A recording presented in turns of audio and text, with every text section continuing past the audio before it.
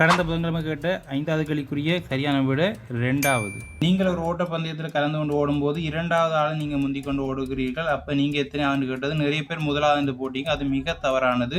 நீங்கள் 2வது ஆளை முந்தினா இப்போ நீங்கள் 2வது தான் ஓடிக்கொண்டிருப்பீங்க. 2வது தான் இதுக்குரிய சரியான விட. சரி, இப்போ இன்றைக்குரிய 5 கேள்விகள் ரெடி. கேள்வி இலக்கம் 1, மெழுகுவர்த்தி சம்பந்தப்பட்ட புதிர்.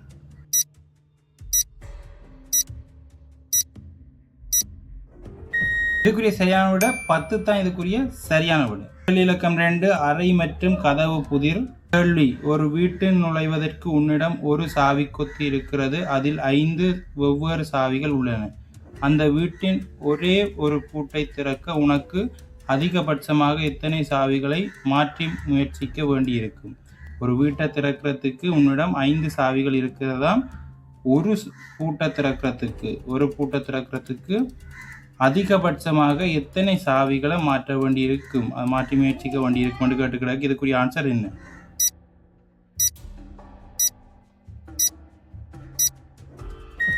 இதுக்குரிய சரியான விட 4 தான். இதுக்குரிய சரியான விட அதிகபட்சமாக 4 தடவை முயற்சிக்க வேண்டி இருக்கு.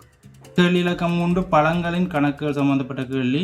கேள்வி: ஒரு கூடையில் 6 ஆப்பிள்கள் இருந்தன. அதில் 4 ஆப்பிள்களை நீ எடுத்துக் கொள்கிறாய் எனில் இப்போது யாரிடம் எத்தனை ஆப்பிள்கள் இருக்கும்?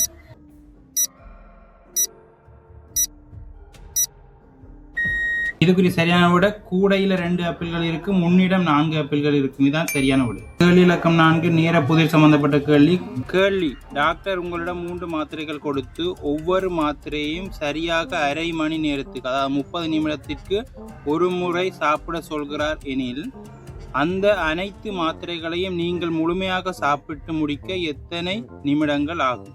அதாவது 3 மாத்திரைகள் டாக்டர் கொடுத்து சாப்பிட சொன்னால் ஒவ்வொரு அரை மணி நேரத்துக்கு, அதாவது 30 நிமிஷத்துக்கு ஒரு தடவை குடிக்க சொன்னால் மொத்தமாக குடிக்க முடிக்க உங்களுக்கு எவ்வளவு நேரம் ஆகும்?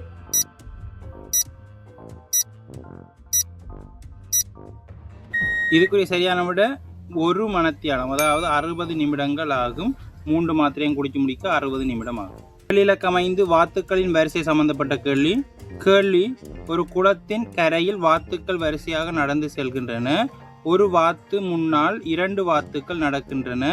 ஒரு வாத்தின் பின்னால் 2 வாத்துக்கள் நடக்கின்றன. அதாவது ஒரு வாத்துக்கு முன்னால 2 வாத்து நடக்குதாம், ஒரு வாத்துக்கு பின்னால 2 வாத்து நடக்கின்றன. நடுவில் ஒரு வாத்து நடந்து செல்கிறது எனில் அங்கே மொத்தம் எத்தனை வாத்துக்கள் நடந்து சென்று கொண்டிருக்கு? அதாவது ஒரு வாத்துக்கு முன்னால 2 வாத்து இருக்கா, ஒரு வாத்துக்கு பின்னால் 2 வாத்து இருக்கா, நடுவில் ஒரு வாத்து இருக்கா, மொத்தம் எத்தனை? கொஞ்சம் குழப்பற மாதிரி கேள்வி.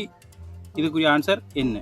இந்த 5 கேள்விகளில் 4க்கு எத்தனை நீங்கள் சரி எடுத்தீங்கன்றதை கமெண்டில் பதிவு பண்ணுங்கள். 5வதுக்குரிய விடைய அடுத்த புதன்கிழமை வீடியோன்ற ஆரம்பத்திலேயே சொல்கிறேன்.